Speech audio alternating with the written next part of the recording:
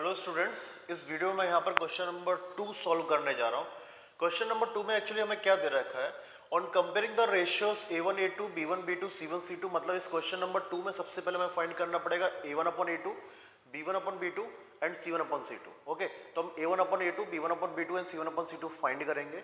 उसके बाद find out whether the following lines representing the following pair of linear equations intersect at a point or parallel और coincide.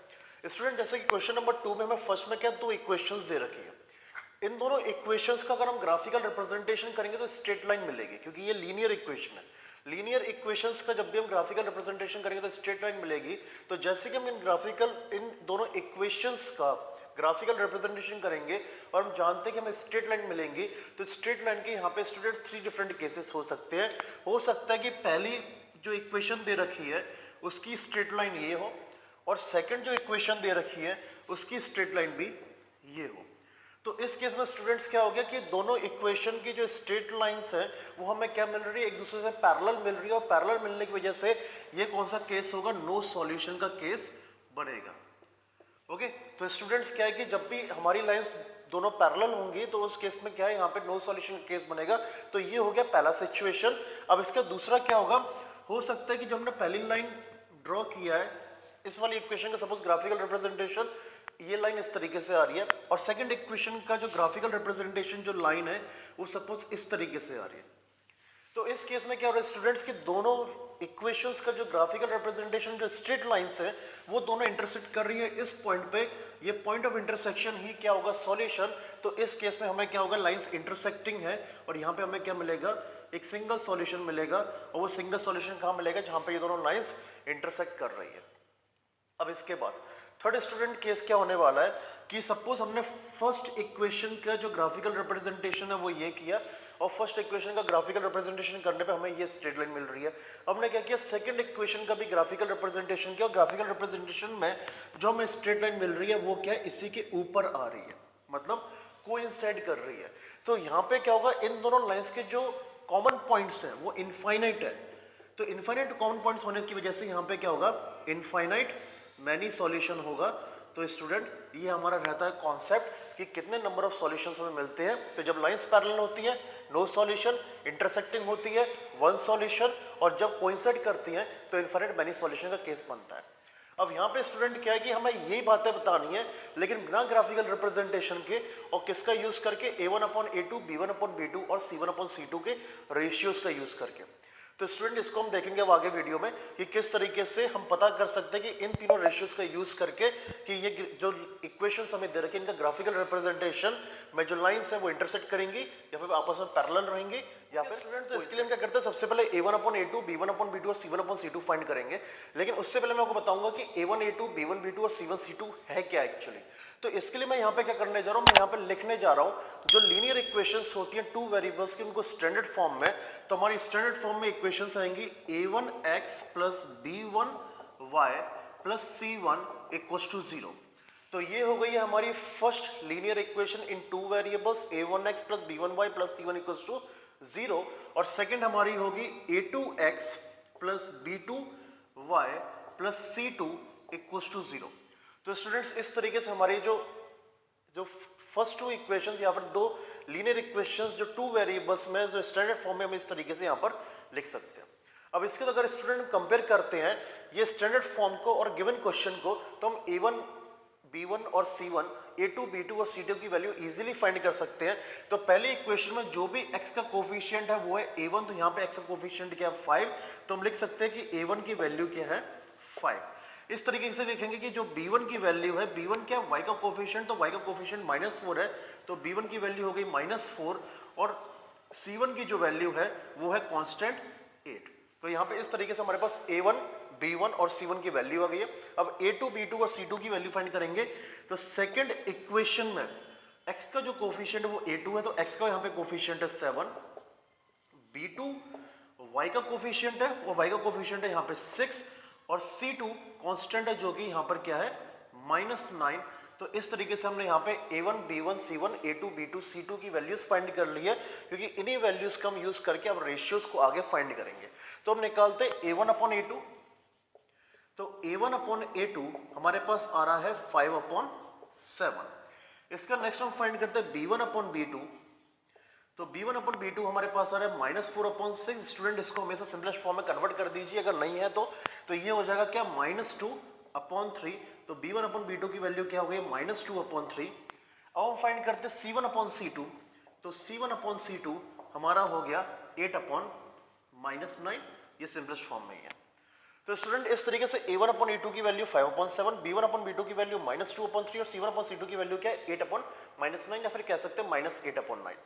तो student यहाँ पे क्या हो रहा है कि जो a1 अपॉन a2 है और जो b1 अपॉन b2 है ये दोनों क्या है अनइक्वल। और जब भी हमारा a1 अपॉन a2 जो है ये अनइक्वल होता है b1 अपॉन b2 के, तो ये वाला केस हमारा कौन सा बनेगा इंटरसेक्ट एट अ पॉइंट। तो हम लिख देंगे answer intersect at a point. तो स्टूडेंट ध्यान रखिए कि जब भी हमारा a1 अपॉन a2 और b1 अपॉन b2 अनइक्वल आते हैं तो हमारे जो इक्वेशंस दे रखी है उन इक्वेशंस का अगर हम ग्राफिकल रिप्रेजेंटेशन करते हैं तो वो तो ग्राफिकल रिप्रेजेंटेशन जो लाइंस है वो एक सिंगल पॉइंट पे इंटरसेक्ट करती है। तो स्टूडेंट ये रहा क्वेश्चन नंबर 2 में जो फर्स्ट है उसका सॉल्यूशन। हम इसमें देखते हैं सेकंड का सॉल्यूशन किस तरीके से रहेगा। तो स्टूडेंट क्वेश्चन नंबर 2 में ये है सेकंड। तो हमें इनका भी चेक करना है कि इन दोनों इक्वेशंस का जो ग्राफिकल रिप्रेजेंटेशन जो लाइंस मिलेंगी वो क्या होंगी इंटरसेक्ट करेंगी या पैरेलल होंगी या कोइंसाइड होंगी। तो अगेन मैं लिख देता हूं कि स्टैंडर्ड फॉर्म जो होता है वो रहता है a1x plus b1y plus c1 equals to 0 और सेकंड होगा a2x plus b2y plus c2 equals to 0। और अगर हम स्टैंडर्ड फॉर्म को और इन दोनों इक्वेशंस को कंपेयर करें तो सबसे पहले फर्स्ट को कंपेयर कर लेते हैं। तो हम लिखेंगे कि a1 की जो वैल्यू है वो है 9, b1 की वैल्यू है 3 और जो c1 है उसकी वैल्यू है 12। अब इसके बाद a2 की वैल्यू है 18, b2 की वैल्यू है 6 और c2 की वैल्यू है 24। अब इसका स्टूडेंट हम क्या करेंगे फाइंड करते a1 a2 अपॉन और b1 b2 और c1 अपॉन c2 का रेशियो। तो यहाँ पे होगा सबसे पहले a1 अपॉन a2 और a1 अपॉन a2 में यहाँ पे जैसे कि आ रहा है 9 अपॉन 18, सिंपलेस्ट फॉर्म इसका हो जाएगा 1 अपॉन 2। नेक्स्ट है b1 अपॉन b2, तो ये है 3 अपॉन 6, तो ये भी हो जाएगा सिंपलेस्ट फॉर्म में 1 अपॉन 2। और लास्ट है c1 अपॉन c2, तो ये है 12 अपॉन 24 और ये भी सिंपलेस्ट फॉर्म में क्या हो जाएगा 1 अपॉन 2। तो स्टूडेंट जैसे कि हम देख सकते हैं कि यहाँ पे a1 अपॉन a2 है 1 अपॉन 2, b1 अपॉन b2 भी क्या है 1 अपॉन 2 और c1 अपॉन c2 भी क्या है 1 अपॉन 2। तो स्टूडेंट इस केस में क्या हो गया कि a1 upon a2, b1 upon b2 और c1 अपॉन c2 तीनों क्या होगा equal.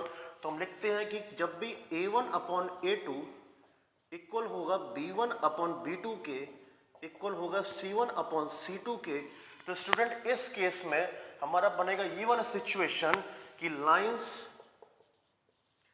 Will coincide if we go for the graphical representation of these two pair of linear equation in two variables।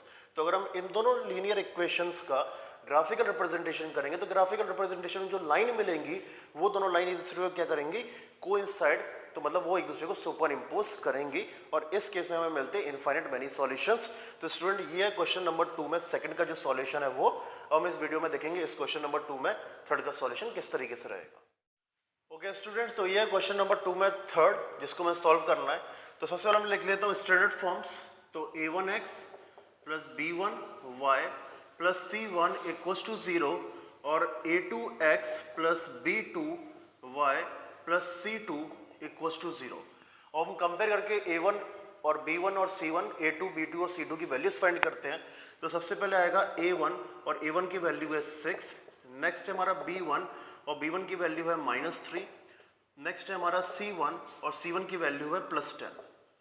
इसके बाद नेक्स्ट a2, तो a2 की value है 2, b2 की वैल्यू है -1 क्योंकि y के साथ कोई कोफिशिएंट नहीं है तो 1 मानेंगे और साइन माइनस का हो गया, और c2 की वैल्यु है 9। अब इसके बाद यहाँ पे हम रेशियोज फाइंड करते हैं। तो a1 अपॉन a2 आएगा स्टूडेंट 6 अपॉन 2 और इसको सिंपलेस्ट फॉर्म में कन्वर्ट करेंगे तो ये क्या आ जाएगा 3 अपॉन 1। इसके बाद नेक्स्ट b1 अपॉन b2, तो ये होगा -3 अपॉन -1, माइनस माइनस कैंसिल, तो ये भी आ गया 3 अपॉन 1, और last c1 upon c2 equal to हो गया 10 अपॉन 9, और 10 अपॉन 9 सिंपलेस्ट फॉर्म में है। तो स्टूडेंट इस केस में क्या हो रहा है कि जो a1 अपॉन a2 की वैल्यू है 3 अपॉन 1, b1 अपॉन b2 की वैल्यू भी क्या है 3 अपॉन 1, तो ये दोनों तो होगा इक्वल, लेकिन c1 अपॉन c2 की वैल्यू क्या आ रही है 10 अपॉन 9, जो कि इनके क्या है अनइक्वल। तो इस तरीके से हम यहाँ पर लिख सकते हैं कि a1 अपॉन a2 और b1 अपॉन b2 इक्वल है, लेकिन c1 अपॉन c2 के अनइक्वल है। तो जब भी a1 a2 b1 b2 equal होते हैं और c1 c2 क्या हो गया अनइक्वल, तो ये केस बनेगा क्या पैरेलल का। तो यहाँ पे हमारी जो लाइंस होंगी वो एक दूसरे के पैरेलल रहेंगी, और पैरेलल होने की वजह से यहाँ पे कोई भी सॉल्यूशन नहीं मिलने वाला है। ओके, तो स्टूडेंट क्वेश्चन नंबर 2 का 3 का सॉल्यूशन ये रहा। यहाँ पे हमारा क्वेश्चन नंबर 2 ओवर हो रहा है। उम्मीद करता हूँ आपको समझ में आ गया होगा। तो स्टूडेंट्स अब मिलेंगे नेक्स्ट वीडियो में, तब तक के लिए बाय एंड टेक केयर।